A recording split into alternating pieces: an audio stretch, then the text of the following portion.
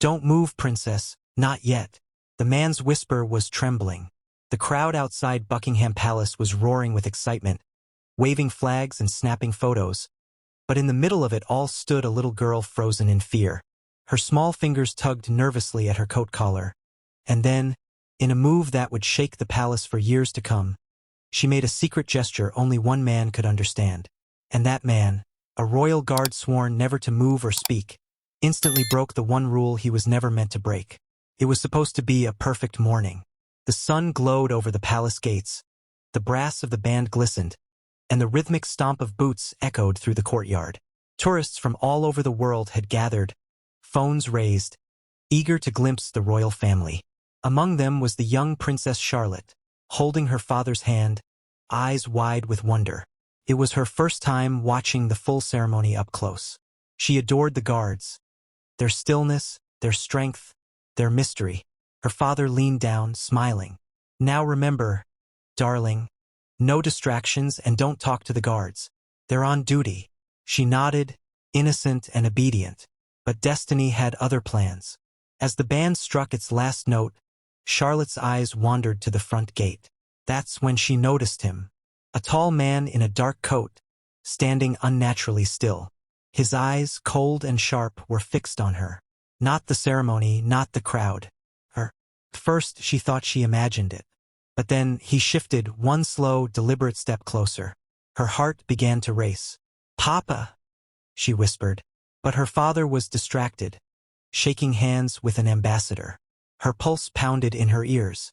She remembered something her great-grandmother, the late queen, had once told her in a bedtime story. "If ever you feel unsafe, my dear, remember.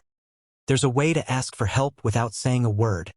The family signal, a secret known only to a few. 2 light taps at the collar, a sign of silent distress." Charlotte hesitated.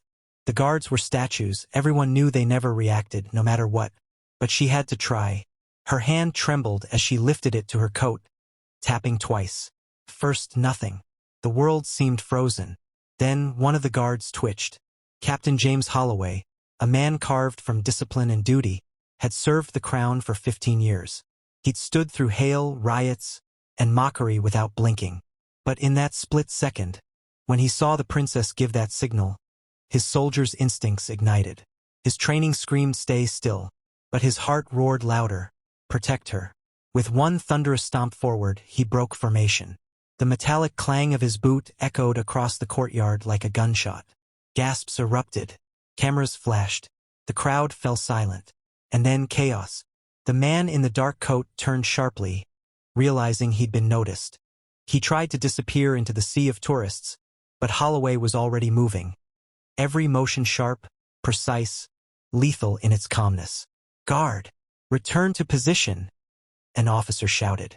But Holloway didn't listen. His eyes were locked on the threat. He slipped through the crowd with military precision, his gloved hand resting on his rifle. The suspicious man hesitated, then bolted. In seconds, palace security surged forward. The man was tackled to the ground. A knife fell from his coat pocket. The crowd screamed. The princess's father rushed to her, wrapping her in his arms.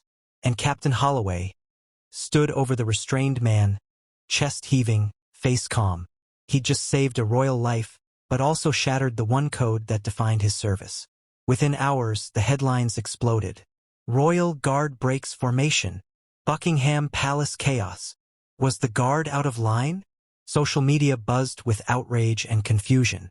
The world didn't know the truth. They didn't know about the signal. Inside the palace, the tension was suffocating. Holloway stood in front of a tribunal, silent, stoic, awaiting his fate. "You broke centuries of royal protocol," an officer barked. "Why?" "Because," Holloway replied quietly, "the princess needed me." The room fell still. The king, who had been listening from the end of the table, studied the guard's face. There was no arrogance, no defense, only sincerity. Then the door opened. Small footsteps echoed.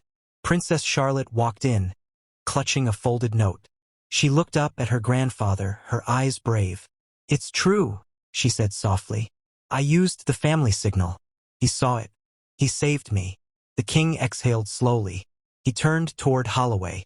You disobeyed an ancient rule. Then his tone softened. But you honored something far greater, humanity. The next day, the ceremony resumed. The same courtyard. The same crimson uniforms. But this time, when Captain Holloway took his post, the air around him felt different. He wasn't just a guard anymore. He was a symbol of courage, of instinct, of what it truly means to serve. And as the band began to play, he glanced, just once, toward the palace window. There stood the princess, watching him, a gentle smile on her face. She lifted her hand and tapped her collar twice. A silent thank you. He gave the faintest nod, barely noticeable but full of meaning. No words, no applause, just mutual respect between a child and the man who had risked everything to protect her. Sometimes, true loyalty means breaking the very rules that define you. Because duty isn't about silence. It's about heart.